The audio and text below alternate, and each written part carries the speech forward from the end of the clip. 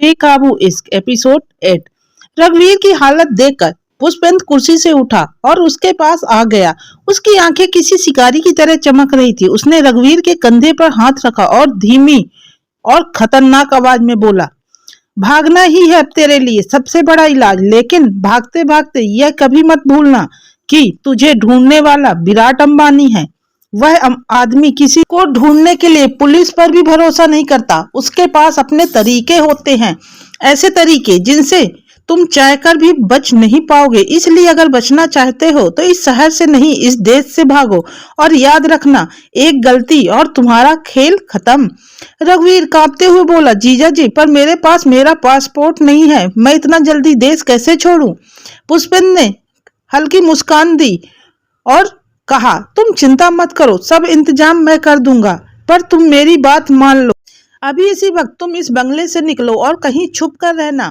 तुम्हारे लिए मैं नकली पासपोर्ट, नई पहचान और बाहर जाने का सारा इंतजाम कर दूंगा। उसके बाद मैं तुम्हें फोन करूंगा। वह अचानक रुक गया। उसकी आंखें और तीखी हो गई। लेकिन याद रखना, अगर तुमने मेरे खिलाफ कुछ भी कहीं कुछ बोला तो विराट से पहले मैं तुम्हें खत्म कर दूंगा।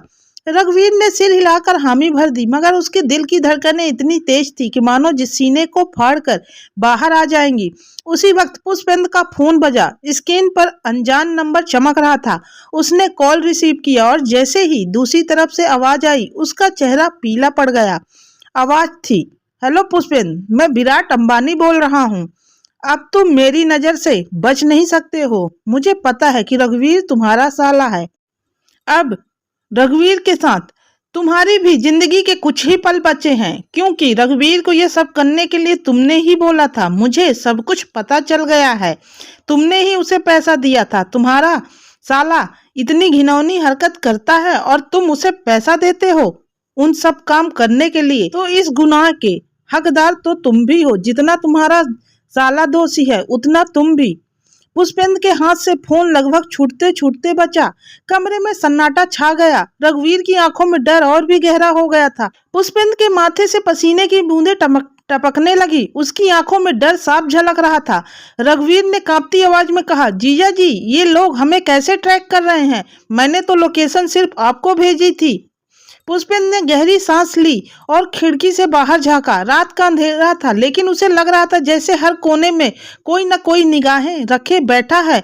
वह धीरे से बोला, तू मूर्ख है रघुवीर। विराट अंबानी से पंगा लेना मतलब मौत को दावत देना। उसके पास पैसे हैं, ताकत है और सबसे खतरनाक चीज उसकी जो टीम है। यह मत सोच कि पुलिस तुझे पकड़ नहीं पाई है तो तू बच गया। असली शिकारी अभी तक सामने आया ही नहीं है।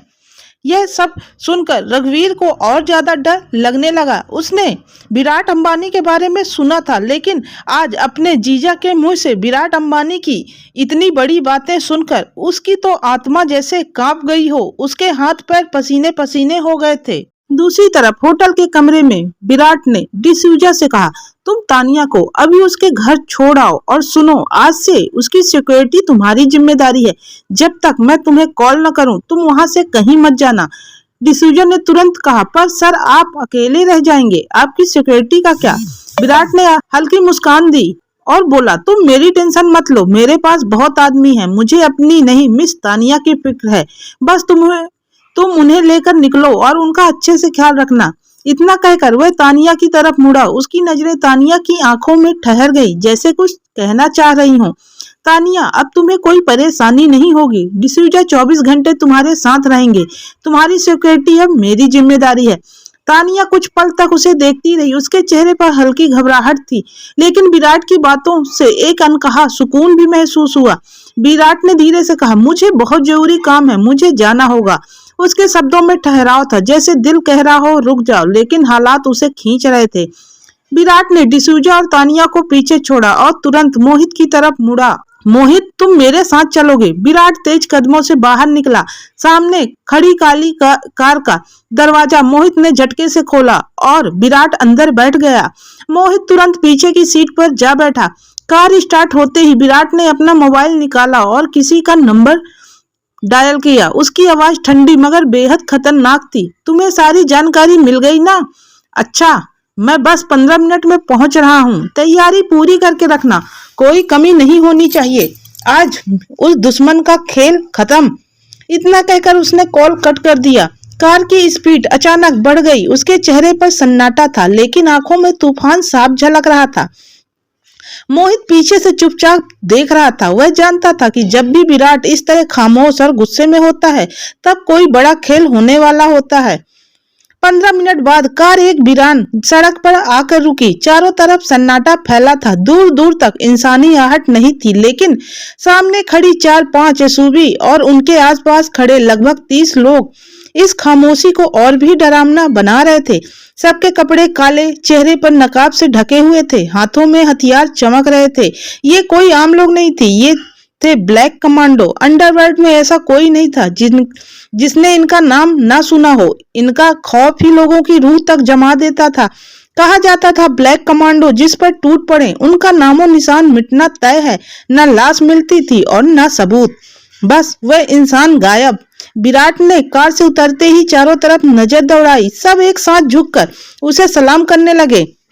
वह उनके बीच से गुजरा तो मानो उनकी आंखों में एक अजीब सी चमक आ गई, एक ऐसा रौब जैसा कोई बादशाह अपने सैनिकों पर डालता है। ये टीम विराट ने अपने लिए बनाई थी। हर आदमी चुना हुआ, खास ट्रेनिंग लिया हुआ था। कोई ताकत में शेर तो कोई दिमाग से चालाक लोमड़ी। कहा जाता था जो काम एक आम गैंग को करने में घंटों लगते थे, वो ब्लैक कमांडो सिर्फ 5 मिनट में निपटा देते थे। विराट ने एक ठंडी सांस भरी और बोला, आज का खेल बड़ा है और इसमें एक भी गलती नहीं होनी चाहिए। मुझे चाहिए कि दुश्मन का नाम तक मिट जाए, समझ गए? उसकी आवाज गूंज उठी और सब ने एक साथ कहा, यस बॉस। उस वीराने में ये आवाजें घरघराहट जैसी लगी, मानो कोई तूफान आने वाला हो। विराट अपनी कार में बैठा। उसके चेहरे पर कोई हाव भाव नहीं थे, बस खामोश आंखें जिनमें तूफान पल रहा था। इग्निशन ऑन होते ही बाकी की सारी एसयूवी भी एक साथ गरज उठी। इंजन की आवाज उस सुनसान जगह की खामोशी को चीरकर मानो आने वाले खून खराबे का ऐलान कर रही थी। एक ही कतार में, एक ही रास्ते पर सब गाड़ियां आगे बढ़ी। धूल का गुब्बारा उठा और माहौल और भी डरावना हो गया। आज कौन सा तूफान उठने वाला था? विराट किस पर कहर बरसाने वाला था? किसकी किस्मत की आखिरी रात आज होने वाली थी? यह तो वक्त ही बताएगा, लेकिन इतना तय था कि जब विराट और उसकी ब्लैक कमांडो की टीम सड़क पर निकले तो कोई ना कोई हमेशा इतिहास बन जाता था या फिर इंसानियत से मिटा दिया जाता था। अब आगे क्या होगा जानने के लिए सुनते रहिए बेकाबू इश्क का अगला एपिसोड। यह स्टोरी आपको कैसी लग रही है प्लीज कमेंट्स करके जरूर बताइएगा। स्टोरी अच्छी लगे तो वीडियो को लाइक और शेयर करना बिल्कुल भी ना भूलें और कमेंट्स करके जरूर एक बार बताइएगा कि स्टोरी कैसी लग रही है, क्योंकि बहुत मेहनत से मैंने ये स्टोरी लिखी है। मेरी खुद की लिखी हुई स्टोरी है और खुद की वॉइस है, तो आपके कमेंट से ही मुझे पता चलेगा कि मैंने ये स्टोरी लिखी कैसी है।